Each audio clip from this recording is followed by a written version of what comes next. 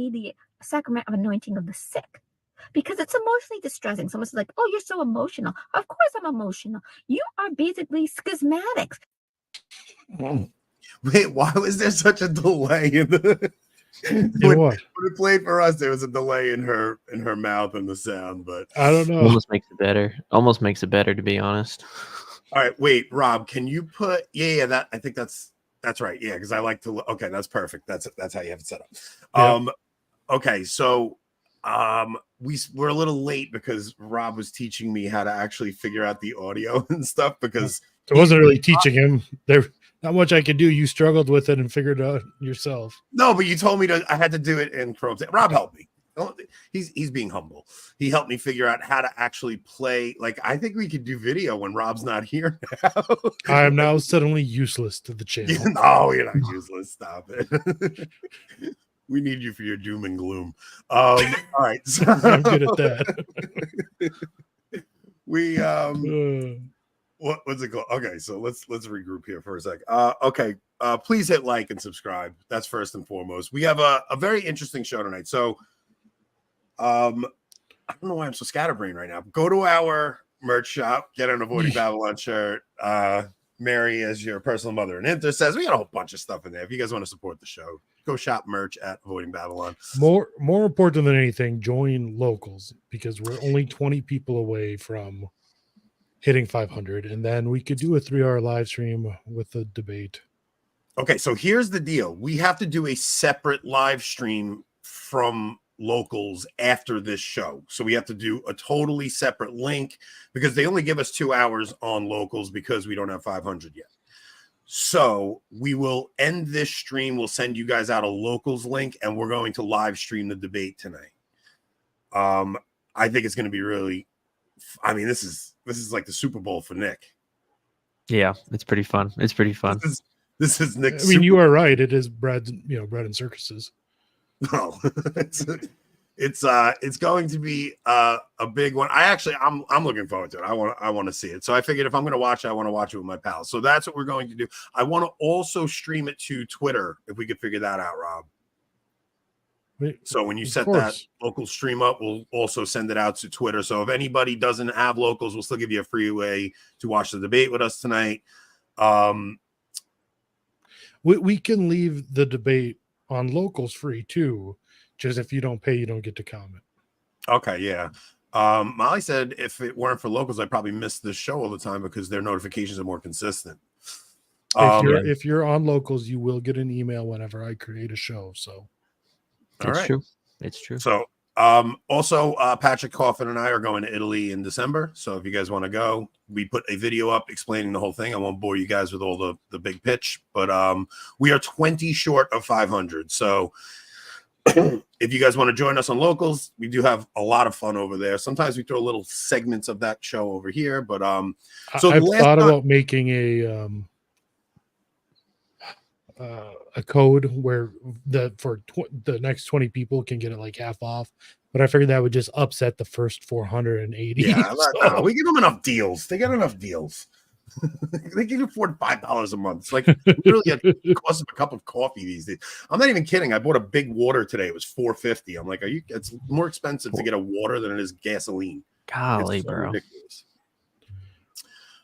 So we had Michael Hitchborn and Father Dave Nix on the other day, and they mentioned this book, The Golden Legend. And I had never heard of it before. But I'm through about 3 chapters of it, and something really stuck out to me. I spent a lot of my kids' catechesis on apologetics that I learned from Catholic Answers and stuff like that. Like I wanted my kids to be prepared to answer like contesting, contests to the faith. Like I wanted to make sure they understood typology, and I wanted to make sure that they understood apologetics in case they ever got hit with the random Protestant who asked them something. But that actually rarely happens to a Catholic. I mean, it does happen, but it's pretty rare. And what I realized is in reading this is that it would have been much better if I had just read the Lives of the Saints to my kids. When how long ago was like your serious conversion back? So I was actually talking about it today because somebody posted a video of Alistair Begg, who's a Protestant preacher. So my original, I have like two kind of conversions because I had a conversion, then I fell away, then I had another conversion, and it stuck, and then I left the church again in 2016 because of Francis with the McCarrick stuff, and then I came back again. So kind of like it's like a three-way story. But the first original time was I was coming home from Atlantic City in about 2010, and I was on a serious bender. It was really bad. Like it was just like a horrific ride home. And I turned on Protestant radio and I heard this preacher, Alistair Begg. It was in 2010, and I gave my life to Jesus on the way home from Atlantic City. And then I would listen to his radio station that he was part of, which was, I think, Truth for Life. And I would listen to like all these Protestant preachers. And then one day, Alistair Begg preaches an anti-Catholic sermon and starts talking about how Jesus came to abolish religion and, you know, the typical anti-Catholic sermon you might hear. And like how old were your kids when you started like taking their catechesis seriously? So Nikki was 5. Okay. Nikki was 5, right? And my youngest wasn't even born yet when this happened. My youngest was born in 2010. So my wife was probably pregnant with her or something. But I always and then there was like a 2-year period where I wasn't even going to mass, and my son was like, Dad, why don't we go to church anymore? Like I told that story in the talk I gave out in Chicago, where like my son was a spiritual father to me at one point because he, you know, pricked my conscience a little bit and made me go back to mass.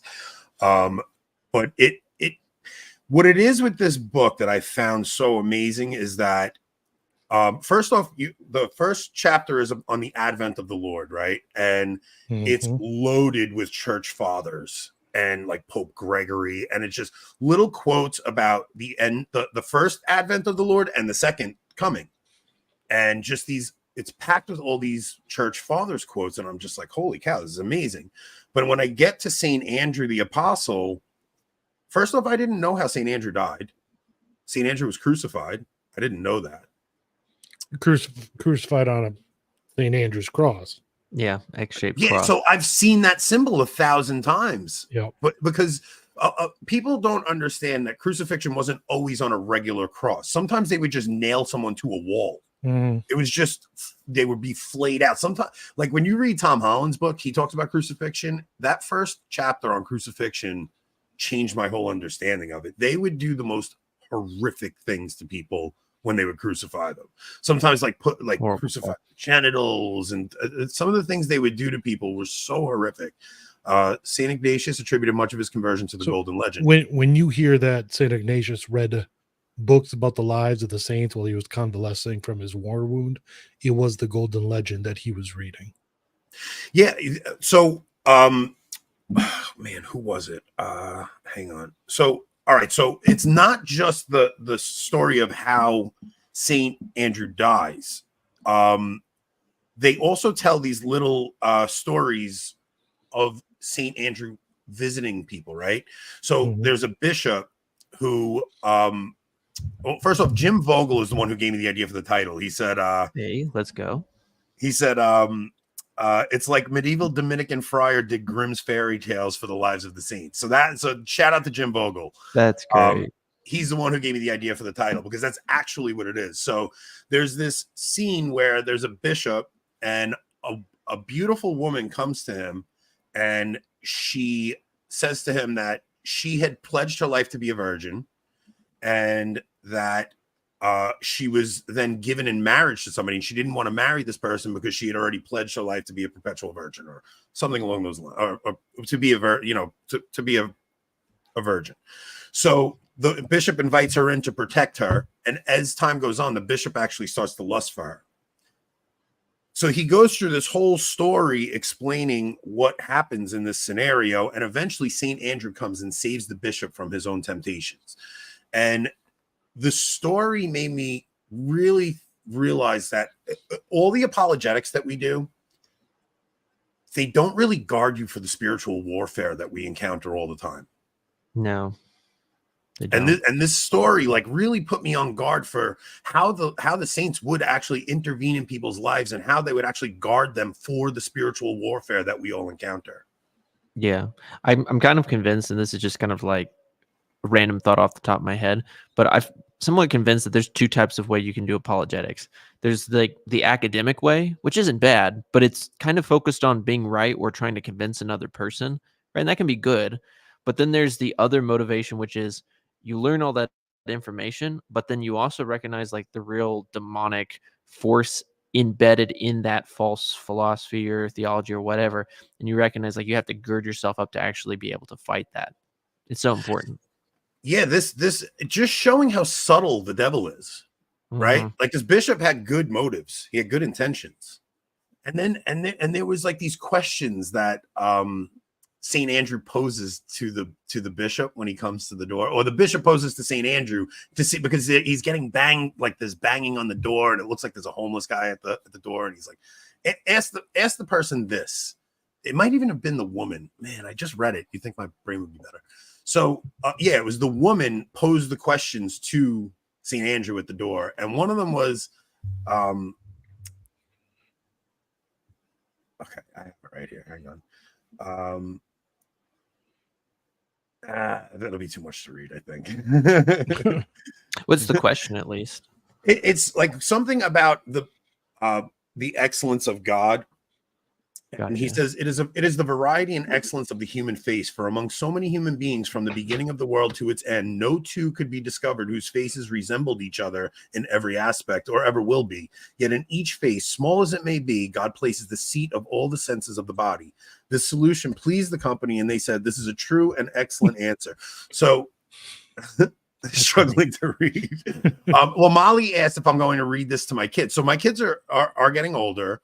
But during Advent, I always do something with the kids, right? So we've done the Jesse Tree. Eric Salmon's wife wrote the Jesse Tree book. We did that last Advent. I think this Advent, the problem is I'm going to be in Italy. Advent in Africa, baby. You know what I could do? I could do a daily reading during Advent from the part of from Advent from this. I was thinking of doing like a Sunday with the Saints thing, and maybe just doing one of these each Sunday, maybe rotate it, Rob. Like you do one Sunday, I do one Sunday, and just go through and read a Saints live on a Sunday, right? Because I do think it's like we should be treating every Sunday like that anyway. Every Sunday really should be a bit of a spiritual retreat, a little bit of a feast, a little bit of it should be like setting yourself in the Lord's day. So Shelly's asking, are we doing debate coverage? We are doing debate. We're going to live stream the debate after this show. We're going to do it on Locals and Twitter. So if you're watching on Twitter, you can watch it on Twitter. And we're just going to get into it. I can't wait for it. But and trivia we are doing when we hit 500. So if you guys want to join Locals, we got 20 more people got to join Locals, and we are doing trivia. I have made a promise. I don't care if Anthony doesn't do it. I'll do it myself if I have to. No, I'll definitely participate. Nick, you've said that twice. This is a good question from Cole. Beginner's book into Thomism or St. Thomas's works. Best book if you are just really fresh with St. Thomas, I think, it's called 50 Pages with St. Thomas Aquinas by Dr. Taylor Marshall. Actually, you can find it for free online. Super easy, super simple. He'll give you the basic definitions of things like matter and form, the four causes of Aristotle, things like that. Just the really basic stuff. And then after that, what I'd say is I'm not a huge fan of all of his takes, but a work called the Summa by Dr. Peter Kreeft is also a good work. It basically is the first two parts of St. Thomas's Summa in kind of like layman's English with explanations. And then final resource, if you're wanting to actually like start reading questions from the Summa, go and get the book, The Tour of the Summa by Father Paul Glenn. It's for free online. And basically it takes every single article of the Summa and puts it into like 4 or 5 sentences, paragraphs. I mean, it's amazing. So get those works. Can I back up a little bit there? What was your criticism of Dr. Kreeft?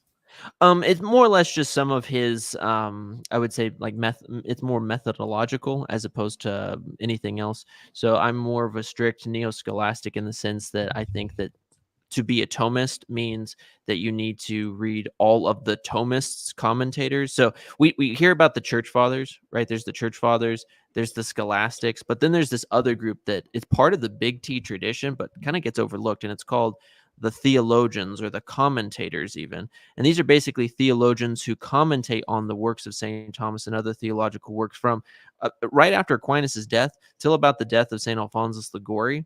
And Pope Gregory, I think it was the 16th, says that when they come together and they have a unanimous consensus on a subject matter, that is de fide, it's of the faith, it is infallible. Dr. Peter Kreeft, he's not anti any of that, so don't take it like that, but he doesn't really emphasize, like a lot of modern Thomists, they don't really emphasize going back to these guys and actually reading Aquinas through the proper lens. It's more of a just like, here's the Summa, read it for yourself. Of course, he's not going to get that basic, but it's more along that line. So that's where more of my criticisms come from. Because I only asked because, man, Peter Kreeft was such a big part of my conversion too. I mean, you know what it is, like when I first became Catholic, I was such a Lighthouse Catholic Media guy. Like I was like, I'm listening to Hahn, Jeff Cavins, all those guys. Like those guys played such a pivotal role in my conversion. And did either of you catch Scott Hahn on Pints the other day? I didn't. I saw the thumbnail, and I honestly was just not to bash Dr. Scott Hahn at all, because the guy's a saint, I believe. But I was just disappointed because I was like, bro, this is like the fourth time you had Scott Hahn on. When are you getting the society priest on? Like, come on, let's get some like actually good guests on it. Not saying Dr. Hahn's bad, right? Not saying that, but just, you know what I'm saying? Like, let's get some fire in there. So I don't know if it's that he loves Islam. It's that I think he misunderstands it, because he did have that debate with who's the guy who debates Islam? Robert Spencer, right? Richard. That's right. Richard I forgot about that. No, not Richard Spencer. Robert Spencer. Robert Spencer. Who, left the Catholic faith because, amongst many other reasons, because the new church is not anti-Islam. I mean, I'm almost surprised that we didn't open talking about Pope Francis. He left the Catholic faith? Indonesia. Yeah, he left the Catholic faith. He was a Eastern Rite Catholic. He left the Catholic faith. He was originally Orthodox, went to Roman Catholicism for several years, or Eastern Catholicism, and then went back to, I think it's Greek Orthodoxy. And one of the primary reasons, according to him, amidst many, was that we don't have a serious understanding of Islam. And I agree. I don't think that the New Conciliar Church does at all. Yeah, I don't either. I think ecumenism, which I don't think we really got into with Father Nix and Hitchborn the other day, good enough. Like we wound up turning into a conversation about Francis, which I'm not typically crazy about conversations about Francis, just because I'm like, oh, man, it is what it is. Like we're all in the same boat with that. But ecumenism to me, man, especially look, I have all of these left queer Catholics in my mentions today, because I made a comment about immigration, and they're just flooded. I mean, it was such a throwaway tweet too. It was I like all the people claiming you're white supremacists. I just had to go through and be like, dude, he's African. He's not even white. He's Sicilian. He's literally African. What's your guys' issue? Yeah, no, I'm not surprised. Ecumenism is a straight up poison, because the gospel is go out into all the world and preach the good news and baptize all souls. And ecumenism is, like we saw in Indonesia over the past week with Pope Francis, he literally gets up and says, I'm going to give a blessing for everybody. This is not something that's Christian. It can be for anyone who believes in God. We all believe in the same God. And then he blesses them, with no reference to Christ. He doesn't do the sign of the cross. That, like, what do you do? Like, how do you square that with 2 John, which says that if any person enters into your house and does not have the doctrine of the apostles, don't bless them, because if you bless them, then you become a partaker in their evil do's. So, okay, I want to jump back into what you're saying there. So, okay, so there's a couple of things. First, Clopas being Joseph's brother, that's in Eusebius's church history. If you guys have never read Eusebius's church history, it's on AudioVox, I think, which you can get it as a free audiobook. And that's another amazing read. it has it. First off, when it goes through Josephus and the temple, the fall of the temple in 70 AD, it is one of the craziest accounts you could ever imagine. Talks about the Jews had this. I think it was a menorah or something that was lit in the temple. And after Christ comes, it no longer lights. And it's like this premonition that the temple is about to collapse, you know? So after the temple veil tears, this thing that would happen in the temple, even in the time during, like ever since the Maccabees, Revolt, ever since the Maccabean revolt, there was this something lit up. I don't know if it was a menorah. It was something that would, you know, it would light up, and then the temple doors just kept opening on them. So the Roman soldiers were able to just come into the temple. They couldn't lock the doors and stuff. That's another amazing read. So yeah, that's where that's from. There was another thing that he touched on that I never made the connection before. When Adam and Eve eat from the tree of good, eat from the fruit of good and evil, it says their eyes were opened, right? And it's that phrase, their eyes were opened, and all of a sudden they recognized their own nakedness. On the road to Emmaus, in the breaking of the bread, as soon as the breaking of the bread happens, their eyes are open. That phrase, their eyes are open, comes back in. And it's their eyes are open because they now have eaten of the tree of life. And their, you know, and their eyes are open to eternal life now. And it's this throwback to Genesis in that one little phrase that I never caught before. It was that whole episode. I think was really good, man. I can sit at the feet of Scott Hahn. I mean, he makes me love scripture. I don't know. I don't care what. Great. He's great. I mean, someone was saying in here, I have a little respect for him. I thought I have respect for Scott Hahn. Scott Hahn is a saint. He's one of the absolute best people you meet. I saw a meme out there that was something like, how can Scott Hahn ever say anything negative toward anybody? It was something like that. Yeah. And, you know, it was a compliment to him. And I agree. I mean, he is just, he even in his criticisms of people, he does it in such a humble, charitable way. It's great. And I was thinking we should have Robert Spencer on the show. That'd actually be kind of fun. I would get him. We do have to figure out guests, right? We have to, because we haven't had many guests on except for like guests we've been rotating. So I've been trying to go over like who would I want to get on. I mean, I do want to get Peugeot on somehow. I have to figure that out because I just want to talk to him. I like a lot of the things he does. I think Matt Walsh is a little out of our league. I listened to a talk by Michael Knowles on Dante today. That was phenomenal. He gave a whole talk on Dante that was just like, if you think Walsh is out of our league, I think Knowles is probably out of our league too. Probably, yeah. So those two guys are a little out of our league. I say we go for it. I mean, I'm going to try. You know, yeah. All they can say is no.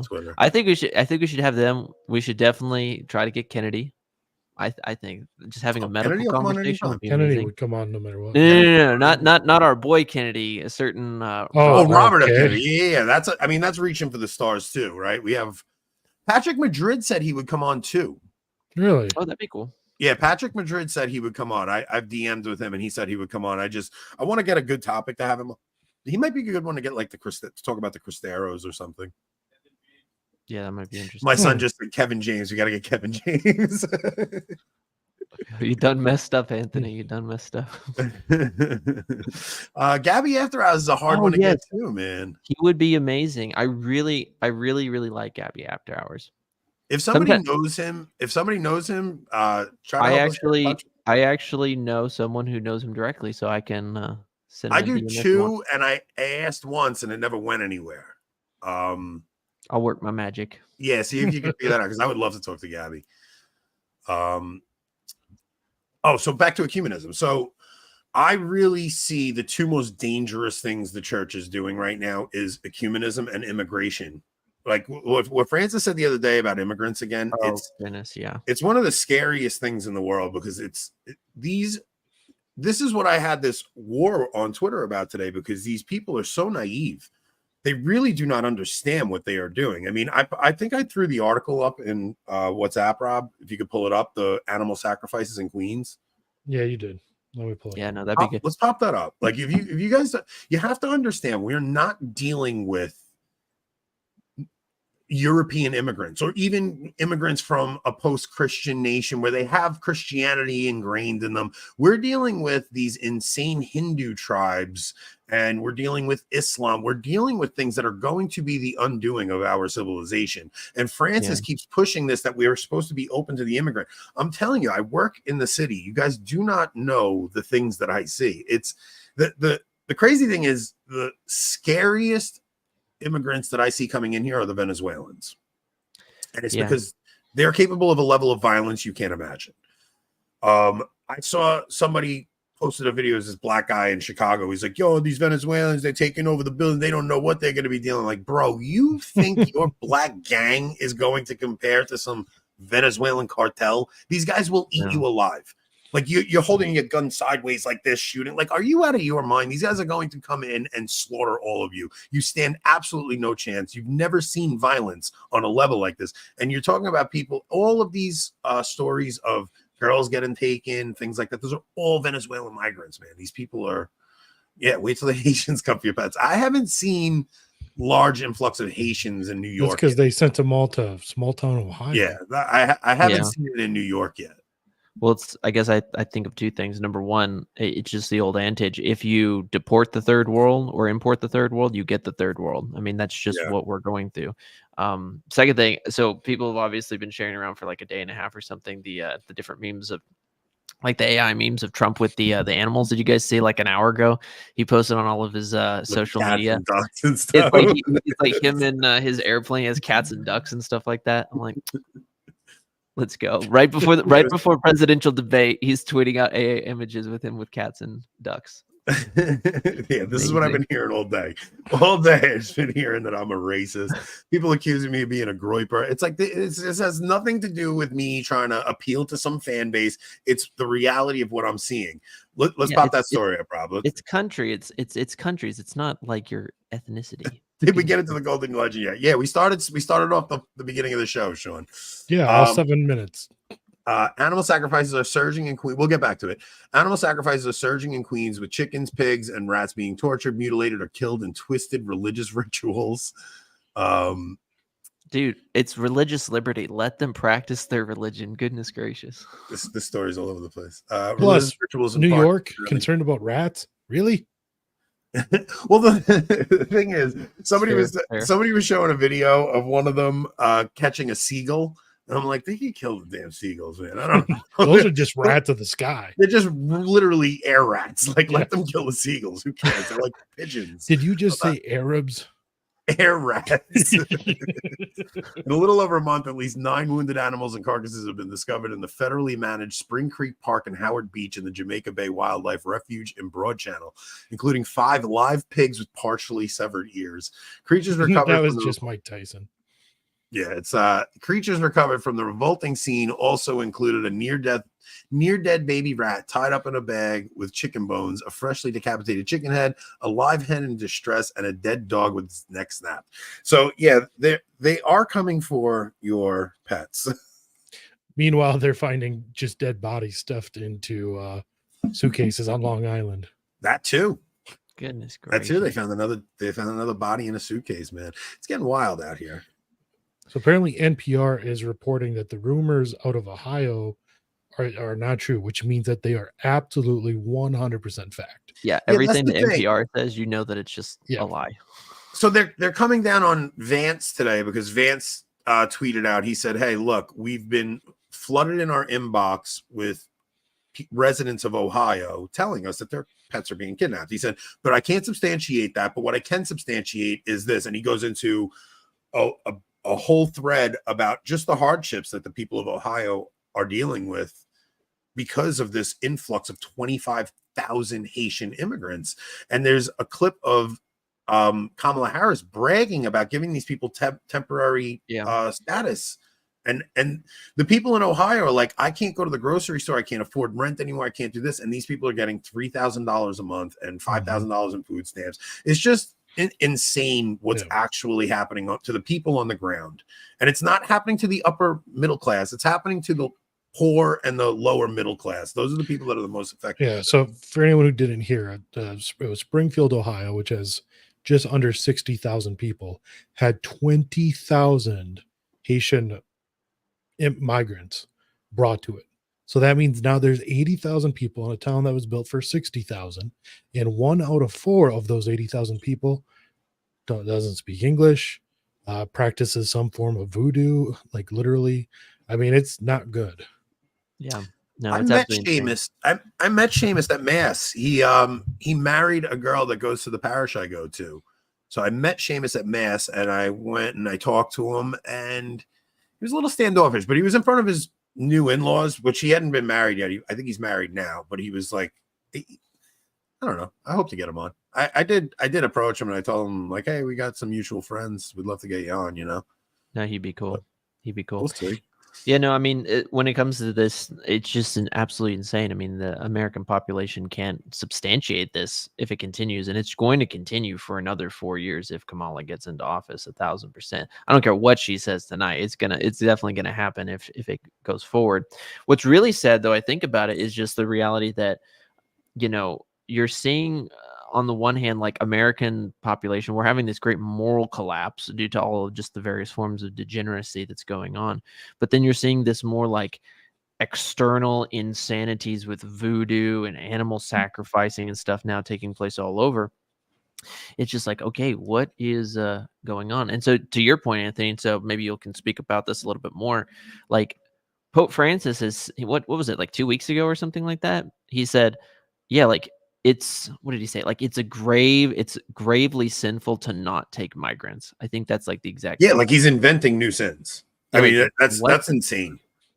Yeah. Rob, pull up the Cardinal Schönborn article. Wild, dude. Cardinal Christoph Schönborn, communion. Archbishop No, of Vienna, said in a recent interview with a French Catholic magazine that in the face of rising secularization and the growth of Islam in many historically Christian nations, Catholics should trust in the work of grace and remember that the Church is an expert in humanity.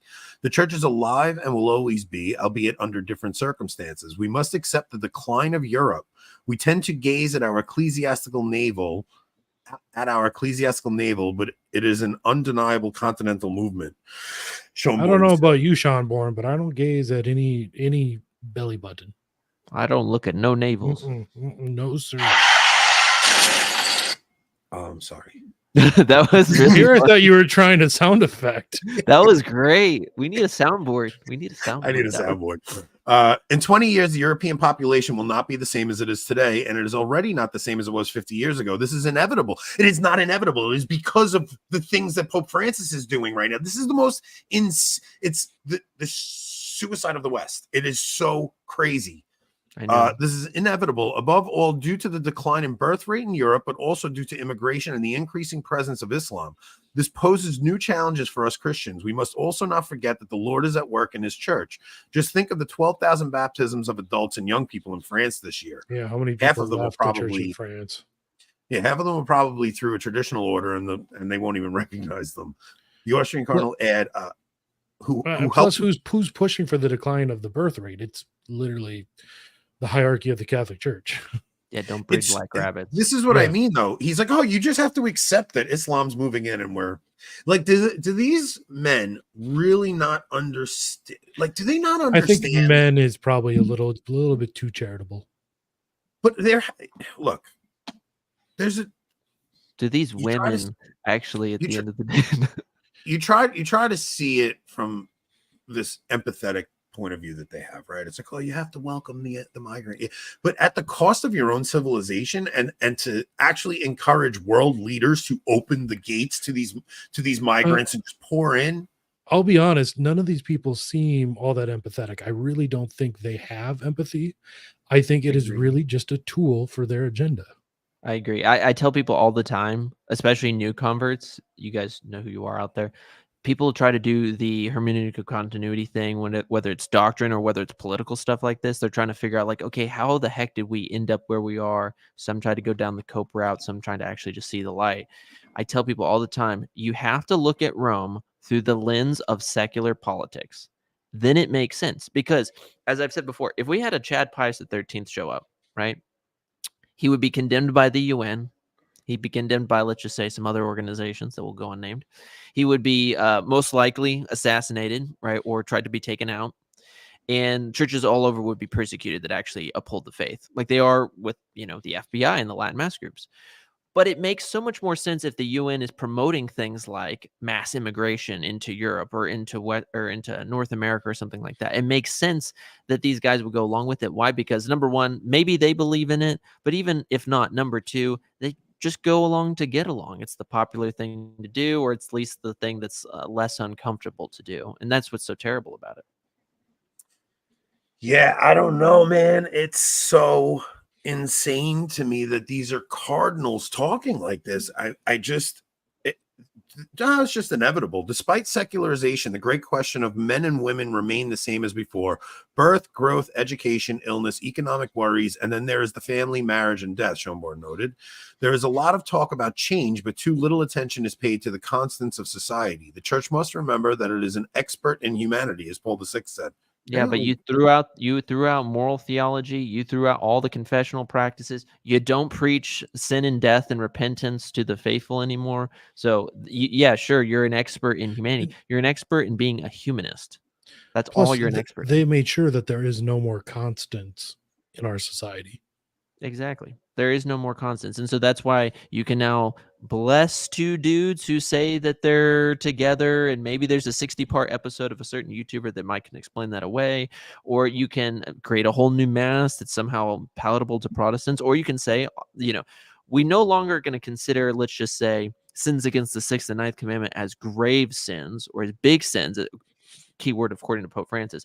But if you don't bring the migrants in, that's gravely sinful, i.e. that's a mortal sin. That's insane to me. What it is, guys, it's just humanism with a Catholic robe thrown around it. That's all that is. Well, to bring it back to the Golden Legend, that's what was kind of shocking to me to actually read this. It's so sad that there's nothing like this in the modern church. But these stories actually formed the lives of the laity for centuries. Yeah. Hold Yeah, on. I know. I have a photo that we need to share. Tonight you will feast on park Off to Springfield, Ohio. Tonight you will feast on park ducks and pet cats. That's funny. That's funny. Any Lord of the Rings meme is pretty much good with me. Yeah. So that's funny. Yeah, no, I'm not surprised at anything. I mean, just think about it. Like these guys at the end of the day, we talk about like the Vatican bank scandals and about just how much money we know that, is being trafficked or just is misused over there. You have, of course, McCarrick. You have Pope Benedict the 16th, right? When he dies, he has that, post-death book. You guys remember when that came out? And the book is like, the seminaries are filled with homosexual bars. They won't even teach my thought inside of the seminary anymore. We kind of, in America, as I've said before, the neocons in America, the neocons in the church, they've gotten back to an aesthetic traditionalism. They like the aesthetics, right? And we're kind of isolated over here. In Europe, it's a complete disaster. But the guys over here aren't going to be able to solve the problem either. Really, at the end of the day, what we need is an audit of the Vatican, a spiritual and moral audit of the Vatican, a doctrinal audit of the Vatican, and also a financial audit of the Vatican. That's what we need. We're not going to get that until we get a good pope. Yeah, it really does. The thing about the Catholic faith is that it is a top-down organization, right? And the one good thing is that these little pockets of resistance but Nick, you're actually right in that there is this resurgence of aesthetical traditionalism. But I'm telling you, man, reading just 2 chapters of this made me realize how much even the Catholic Answers approach and understanding how to argue against Protestants and why Catholicism is true. Those are all good things, and going to mass is very good and all that stuff. And that's how you live out your faith. But there's really no catechesis for defending yourself against spiritual warfare in the modern church anymore. Exactly. So we have all these talks that you listen to that are from like the Catholic Lighthouse guys and stuff like that. But unless you're delving into the saints and actually reading the things that made these people holy, it wasn't just the Latin Mass. you know, that was a very big part of it, but it's just way deeper than that. I don't think, Yeah. I think modern man is so materialistic that we've lost all sense of spiritual entities trying to devour our souls at all time. Yeah, you hit the nail on the head. It's just what's called naturalism. Naturalism isn't even a philosophy. It's just an attitude. It's just an attitude that says we deny the spiritual realm exists. That's all that it is. And so what we need to realize is what you're saying, Anthony, is right. Like the saints, they had extreme lives of penance. And when you look at the saints too, like what separates like the old rite of canonization from the new is that the old rite really emphasizes that they had insane moral virtue, right? Extreme moral virtue. So these men and women were exceptionally holy. And it was through long, arduous, not just physical penances, but battle with Satan and the devil going up against that. And you're right. I think today, so many Catholics just think, okay, you know, as long as I don't, you know, play with the Ouija board or call upon the devil or, you know, do anything really, really bad, then I'm okay. And the answer is like, okay, well, yes, in the strict, you know, scholastic sense, not every sin Satan is forcing you to do, but really at the end of the day, demons are around way more than you know. They're in Yeah. your movies, they're in the conversations that you see online, they're clearly in different political parties. They're influencing all kinds of stuff because at the end of the day, it only takes one mortal sin to damn your soul, and their job is done. Yeah, I think, man, because I've never been scrupulous. And I don't know if that's a temperament thing, but I've never been like too scrupulous. But every once in a while, I'll start to get like, I don't know, man. Maybe I need to be more scrupulous. You know, it's like you can get good very lax. because you know I fully am convinced that the church suffers from hyperlaxism today because Yeah, it's like I think I do. it's insane. But to give you this idea. The first fruit of the Holy Ghost, right? Basic catechism here. The first fruit of the Holy Ghost that people see in their lives start to manifest if they're actually pursuing God is fear of the Lord. Fear of the Lord is to hate evil. It's to avoid evil. And so there can be and I want to be careful with saying this, but there can be a healthy scrupulosity. What that is it's like, okay, I recognize that I don't know when I'm going to die. I might be hit in a traffic accident. I might have a heart attack. As my sign says today, Trump 2024 over nuclear war. Nuclear war might break out. Who knows what might happen? But I could die, and it is only one mortal sin that damns my soul forever. So, how am I going to live right now? What are the dispositions that my soul needs to be in before I die? It needs to be in a disposition of virtue, right? Virtue is just the habitual disposition of the soul. So it's like, okay, if you're always doing that which is evil, you're going to kind of have a, you know, a tendency to go that route. If you are doing that which is right by God's grace, you'll make it. Man, I'm like, I think the scholastics are great to read and all that, but I really think we all need to be delving into the saints a little bit, especially in our modern culture. I just realized how much I mean, because I have like these books. Hang on. Like I have this whole set, the Lives of the Saints, and it has like for each day of the year. But they're so short. They're only like one page, you know, like Saint Stephen of Hungary, and it'll give you one page. Oh, look, St. Pius X I opened. Hey, let's September go. 3rd. But they're very short, and like they kind of just give you a summary of their lives. I never really this book was so crazy because it really does give you these little like ways to fight the spiritual realm, man. I something I think I've been lacking in my spiritual life for a long time. So I'm going to discuss with Rob maybe a way we can bring these stories to you guys. I think it's we're inundated with so much nonsense nowadays that to have it in an audio form or a visual form is actually better for most people. It's really hard to sit and read. I mean, I was luckily able to sit and read a couple of chapters the other night. So I've been doing it as I'm going to bed. But dude, man, even as I'm reading it, I'm like popping up quotes onto it's like, oh, look at this quote. I got to put it on. Everybody look, I'm reading something. It's like, and I had to put the quote up, you know. But one of them that I put up, crap. It was so good too. That's why I put it up. I'll just answer this real quick. Cole Best's biography of St. Thomas Aquinas. Go and get the one from Angelus Press. It's put out last year, I believe, but it's written by one of his contemporaries. It's a very meditative, spiritual reading, accounting of his life. It's written by a contemporary of St. Thomas Aquinas, first biography ever. Go get it from Angelus Press. It's really good.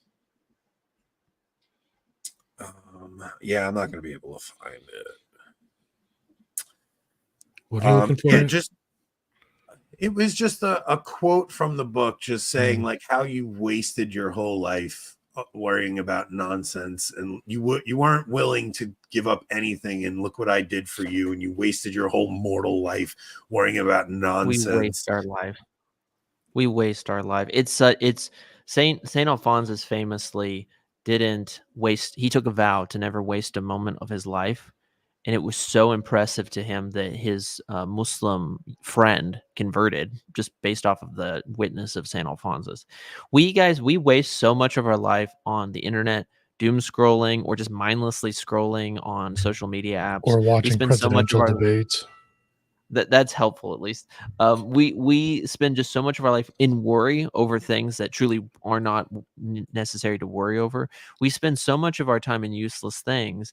And that's what's insane. Like every single moment we can merit a greater spot in the heavenly glory, and we don't because our minds are so trained toward earth. And I guess last thing I'll say, at least on that, is just it's a good question. I mean, a good question for us. What's the first thing that we reach for in the morning? Right? Or what's the first thing that we do? Is it prayer? And it doesn't have to be long prayer time. It's just like a simple thank you, Lord, for giving me another day, right? Or are we grabbing our phones? Are we just immediately hooked on that? Look at your screen time. What are you spending most of your life on? It's a little different for me because my alarm goes off at 3:50 a.m. and I have to get ready and get going to work. But there was a time where I actually was in the habit of the second my alarm went off, I would do that holy minute that St. Jose Escriva talks about, where you don't hit snooze, you jump up, right? And I've stopped doing it, and I have to get back into it.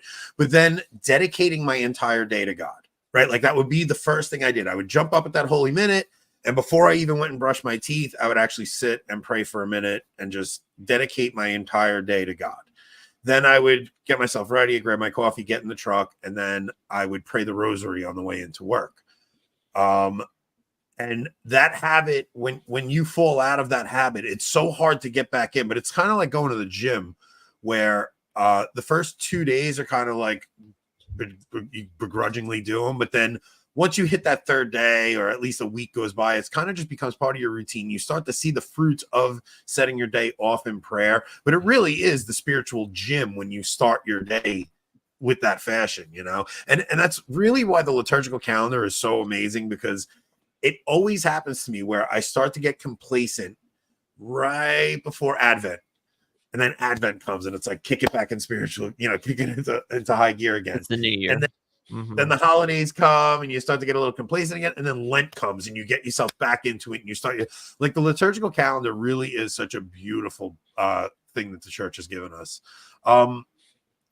Rob, weren't you doing Divine Intimacy? Yeah, I've done. I've never been able to do the full year, but I've done it for Advent. I've done it for Lent. It's really good stuff.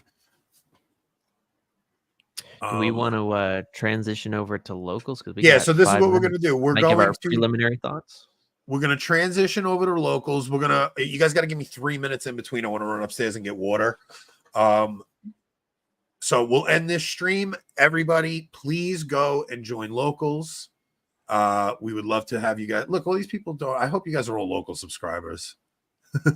Yeah, at this point, I'd rather you pay $5 to join locals than pay $10. Except that we do, when you guys super chat, we split it with Nick, and that's the only way we're able to really help Nick out. So we do appreciate the super chats a lot, also. And we're gonna have to do like a fundraising show for Nick one day for all the help he's given us. Yeah, that'd be nice. Nick is subtweeting me. Did she find your account? What? I don't Nick think doesn't so. have an account, so he can't subtweet. Oh, you were here for the last episode, Rob. I got it. Wait, you have a Twitter? I got a Twitter, but it's an alt account, and I only follow Trump on it. You're not even following me and Ann? Not yet. No. He's a shyster. All right, so we're gonna wrap this one up, and we will see you guys in about 5 minutes over on Locals and on Twitter. So if you guys don't have Locals, you can watch it on Twitter. We are going to live stream this debate, give our commentary on it. Hold on, I guess question: Am I just cutting off YouTube and Facebook for now and continuing Twitter and Locals on this for an hour, or should we cut this completely and start a new show? I think the latter. I say cut it completely and start a whole new. So that'll take you 2 or 3 minutes to set up anyway, right? Well, then you guys keep talking about something on here so I can get a link to share with people on here. All right. We can give our preliminary. Oh, come on. This is you talking for 5 minutes is not hard. We can give our preliminary thoughts if you want, Anthony, kind of what we think is going to happen. So, okay, well, how about this? What do you think the October surprise is going to be? I can tell you what I want it to be. What I want it to be is one of Kamala Harris's staffers filming her throwing plates up against the wall, calling Trump a cracker or something like that. That would be absolutely hilarious. And I don't think far out there from reality. That would be great. But more than likely, I don't think it's going to be anything legal anymore. That ship has sailed, I think, for good. Do you think who knows? Biden steps down? I have this sinking feeling he is, not gonna lie, just because then it's like all the hype for like, oh well, we got a female president now. You know, that's a real concern. That is a real concern. You heard? Wait, is this true? Is this confirmed? Is this confirmed? That is great. It's just like in 2016. It's just like in 2016 when he brought Monica Lewinsky and all of those girls because Clinton was in the crowd. It's been a while since I told a funny story on this show, but I like to say my funny stories for Locals, and they're usually family stories and stuff. But keep my brother Joey's wife in your prayers. She is pregnant with her third, and she had to go to the hospital. She was bleeding a little, but everything's okay with the pregnancy, but she's like in very fragile state right now, and she's not allowed to do anything heavy lifting wise or anything. So keep my brother Joey's wife in your prayers if you guys can. So dang. Yeah, Joey called out of work this morning because he had to rush her to the ER. So we were all like very worried. We thought like something happened, but everything turned out okay. The doctor's just like, listen, you really have to take it easy this pregnancy. So okay, I just put a link to the live stream, the debate live stream on Locals in the live chat here. So okay, we got about a 5-minute interlude, and we'll see you guys over on Locals and Twitter. I'm running upstairs. I got to get my tea and my water, and I will see you guys in 5. Okay, ending it now.